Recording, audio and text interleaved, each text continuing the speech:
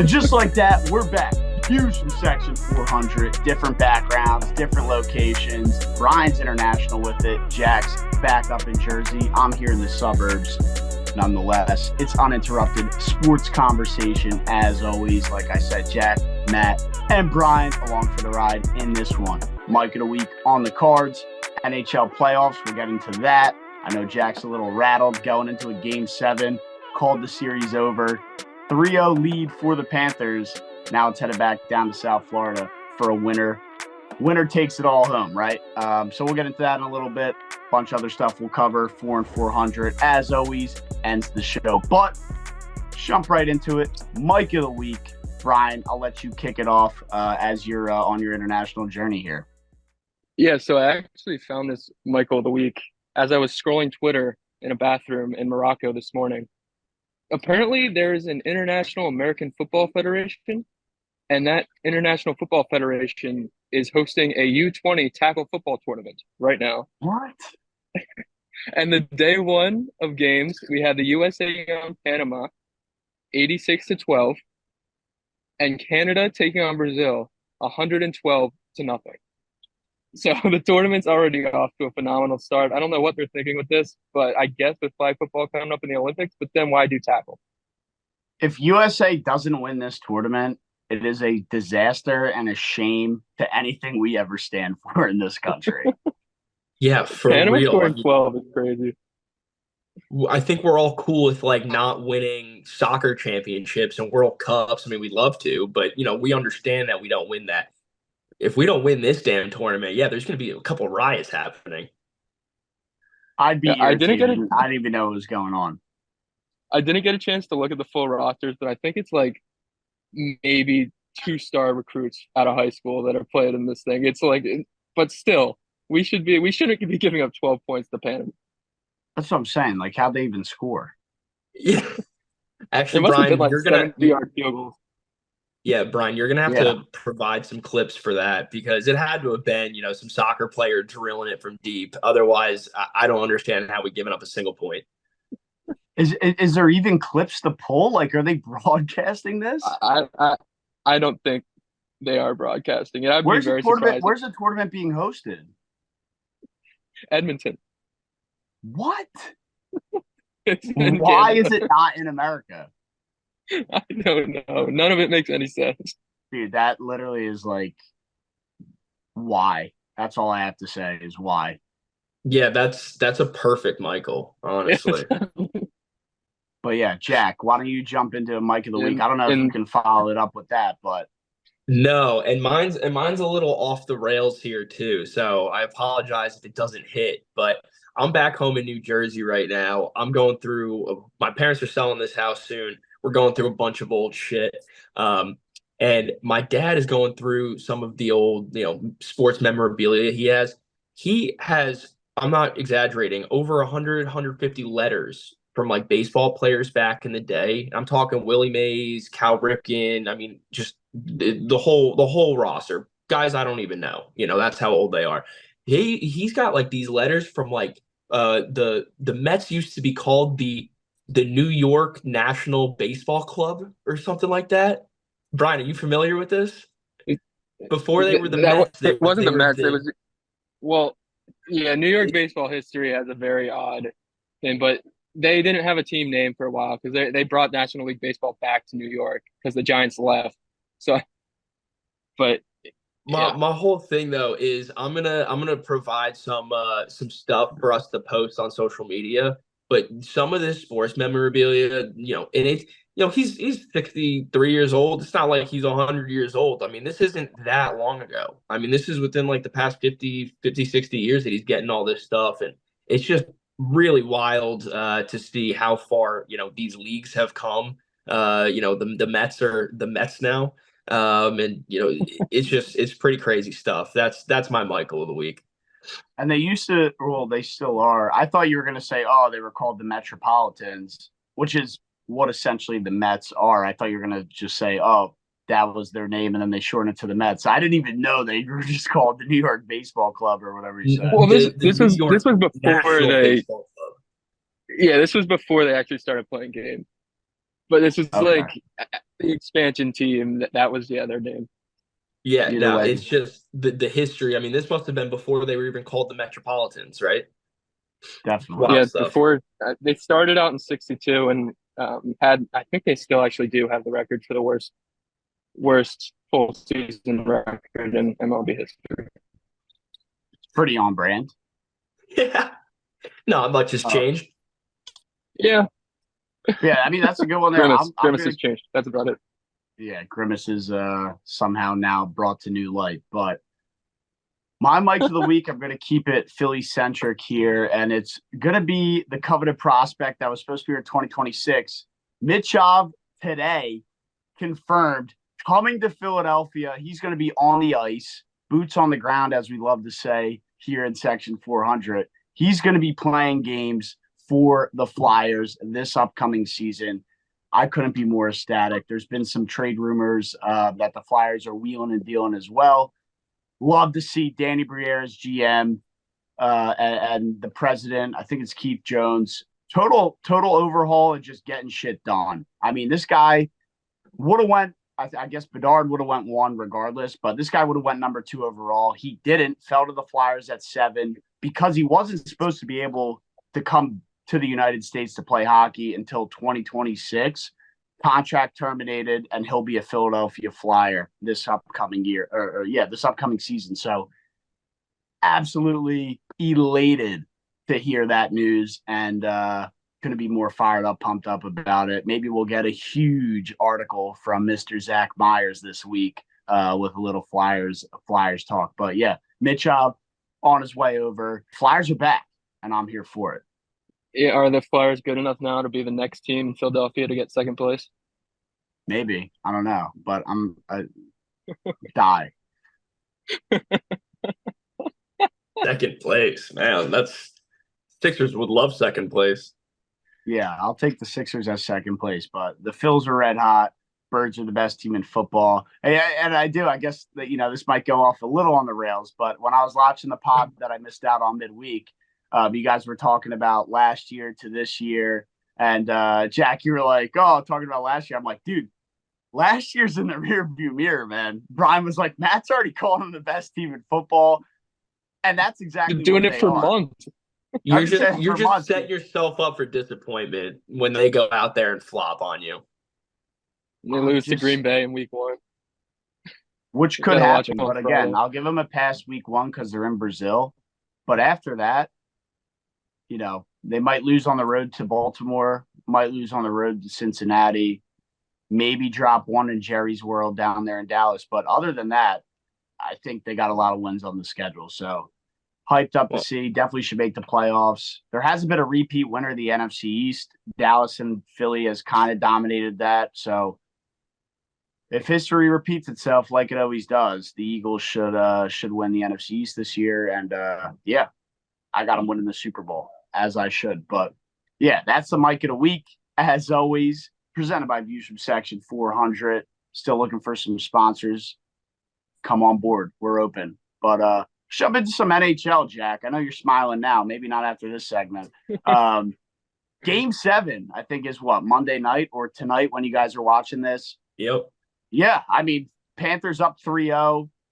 McDavid dragged them back to Edmonton a couple times, and now there's a Game 7 in South Florida. Jack, your response? Yeah, I mean, look, I got to give some props to Connor McDavid here. There's really nothing else I can say. I can't say anything bad about that, man. I mean, Brian said it going into the series. He even said it when they were down 3-0. McDavid's the best player on the ice. So, they always have a chance. Obviously, I didn't want to hear it, but now it's reality, and I have to believe it. So, look, I'm still going to sit here and tell you that Florida's going to win this game. I can't go back on that now. But my God, this is like bottom of the 9, 2 outs, 2 strikes. You're 1 pitch away. It goes foul, or someone drops it, makes an error, ball goes foul. Boom, next pitch, home run, completely changes the entire fucking series. Come back from that. Dude, this is tough. This is tough. If I'm a Florida Panther, I'm absolutely devastated that we're playing in Game 7 right now. The fact that this is still here, that we have a chance to lose it tonight. Yeah, I mean, they better come out with the juice, because if they find themselves down in a hole, I bet they have no shot. Yeah, I mean, I'm rooting for Edmonton just so So I it's can see. not still fun. What's that, It's Brian? still fine. Still fine. Everything's fine No, with the fire in the after game background. 5, Jack said it's still fun. Still fine. It's still fine. Yeah, I mean, I'm just hyped for the Oilers. I'm rooting for the Oilers just so it can come home to the West Coast and the Pacific Northwest. It's not on the West Coast. It is in the Pacific Northwest, but you've been gaslighting me for weeks. I never said Pacific Northwest. You said Pacific Northwest. But I would love it to come home. Unfortunately, the game's at like 2 a.m. Spain time.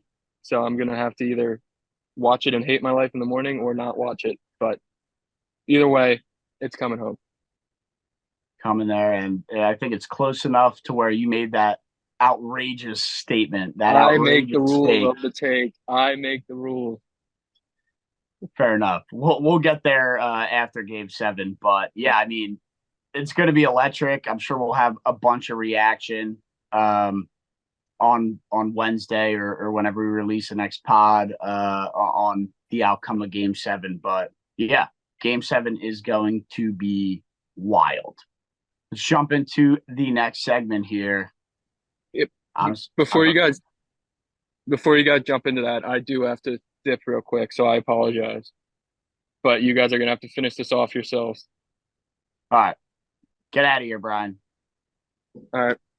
Have fun, bro. Have fun. Stay safe. All right. What a slacker. A little Brian dipping out the pod mid-show. Nonetheless, we adapt, react, and still give you the uninterrupted sports conversation. We'll jump in to a little segment here, I guess last segment, and then we'll get some 4 and 400 with Jack, Brian, and Will. Will be the 4 and 400 today. But the NBA had some storylines, headlines as the Celtics won the title. Couple stories broke, right? And the first one being JJ Redick accepts the head coaching position for the Los Angeles Lakers.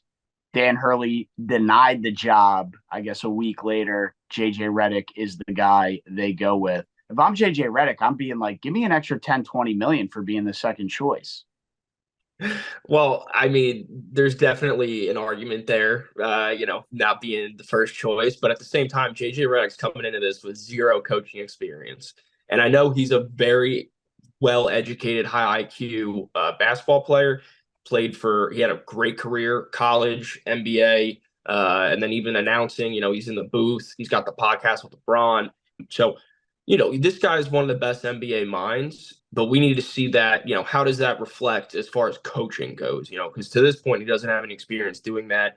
He's definitely going to be in a good position with LeBron and AD there, basically a co-manager with LeBron.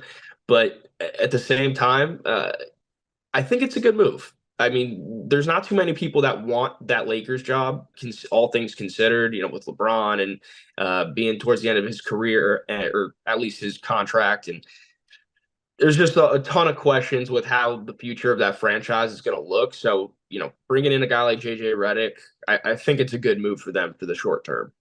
Well, it's the hottest hot seat in the NBA, right? I mean, you got to do good and you got to do great. Like you don't have a long tenure. I know I think he signed a 4-year deal, but if he's shit after 2 years, they might be looking for a new coach. So I get it. Bright lights of LA. It might be nice to live out there. Yeah. Hottest hot seat. So the only thing don't they have a podcast together? They do. So isn't that a conflict of interest? I think LeBron might be on his way out of there. Yeah, I'm sure they're going to have to end the podcast. I mean, I'm pretty sure it's just JJ and LeBron on it. So that's going to have to end the podcast or LeBron goes to a different team.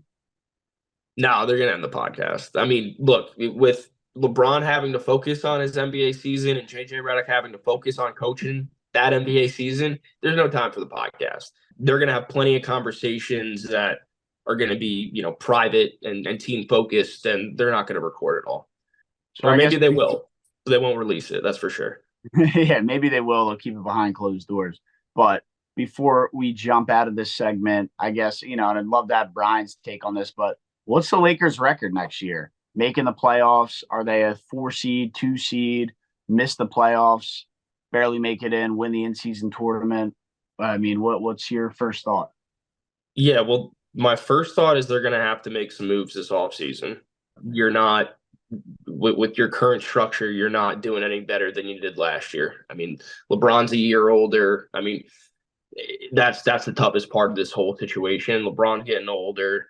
He can do less, but he still requires a whole lot of money on the salary cap. So they're going to need to make some moves. I don't think that.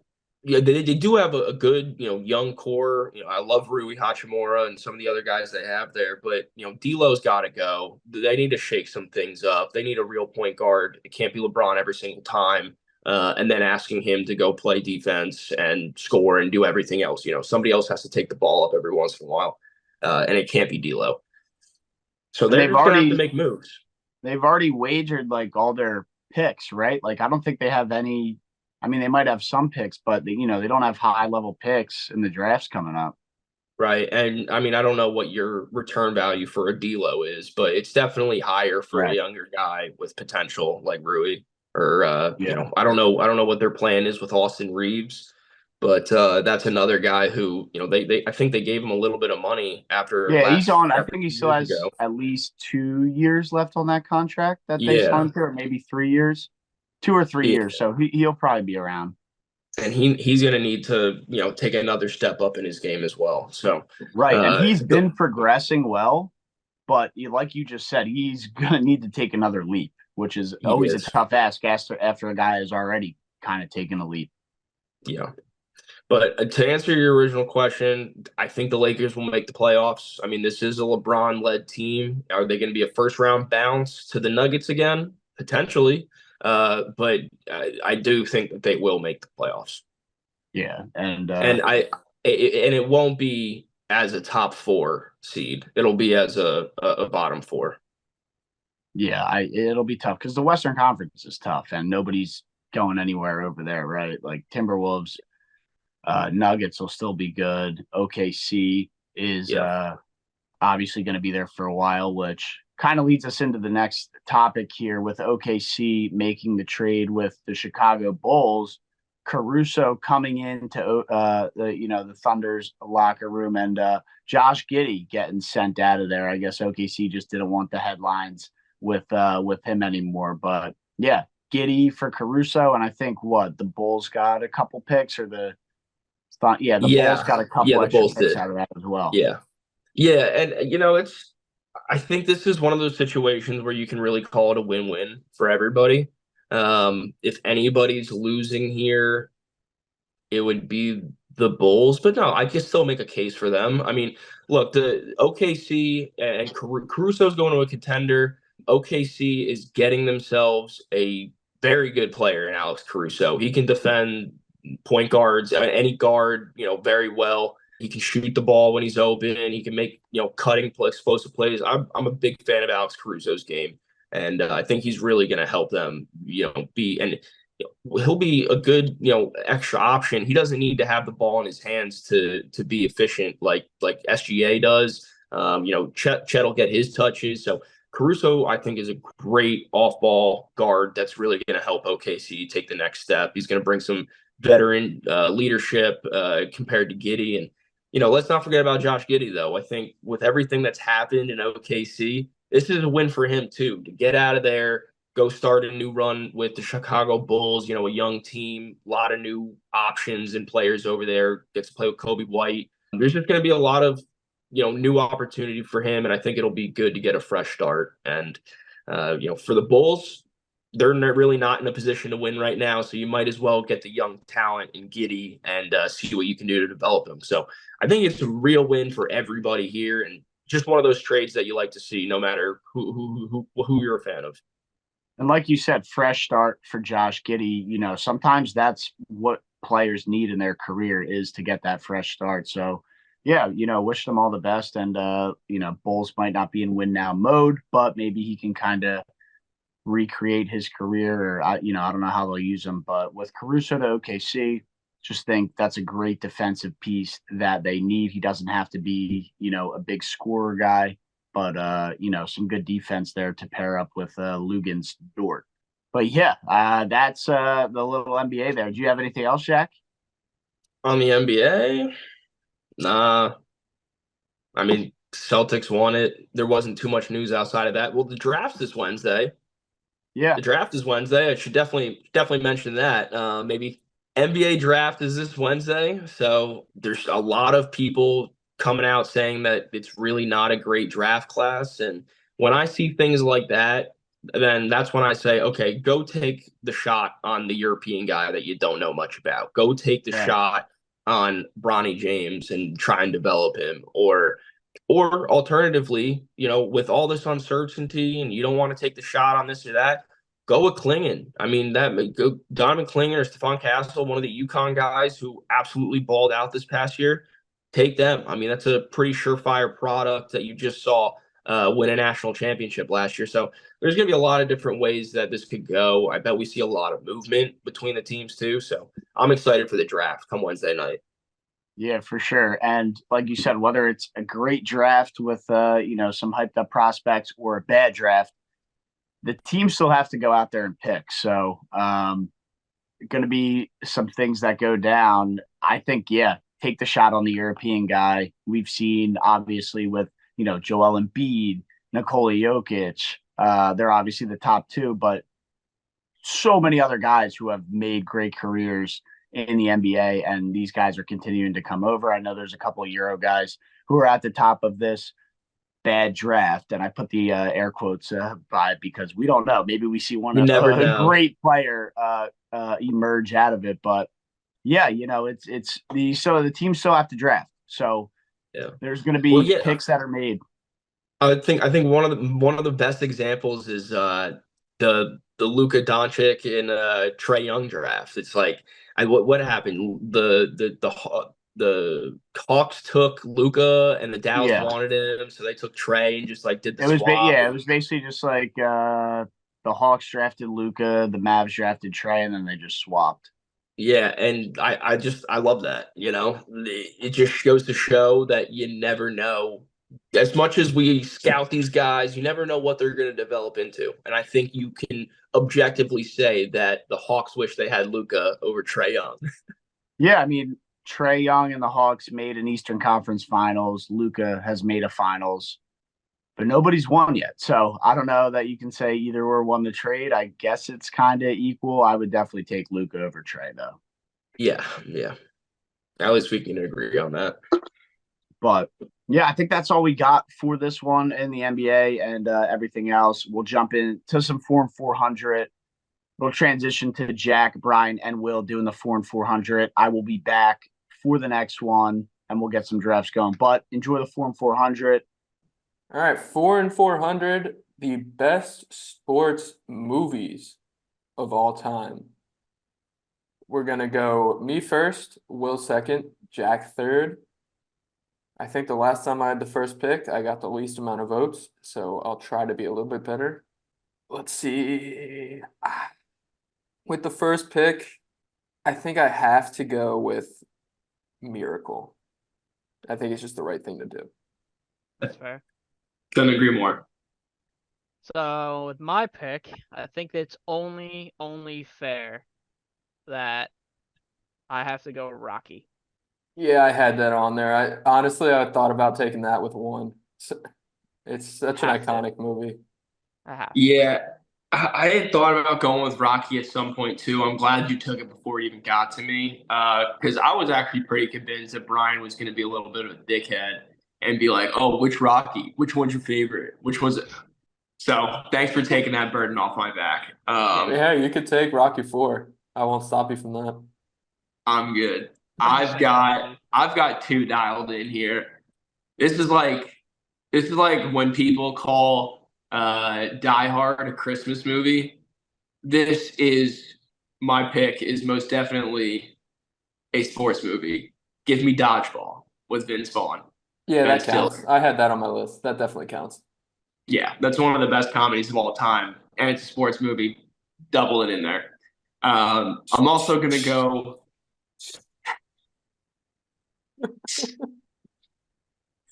I'm gonna go with my second pick in this. I'm going Invincible. The nice story, Philly legend Vince Papale, Mark Wahlberg kills it in that movie. Fire movie. It's a great movie. It's very regional to the Northeast, so I hope that gets appreciated. But that's a great movie. Hopefully, I'm pulling the Philly fans with that one. That was yeah. I was not gonna go that one. I'm not gonna go too crazy with obviously the Philly themed movies. But the next movie I gotta say is one I watched so much, and this is probably one of the most classic baseball movies, and that's got to be Sandlot.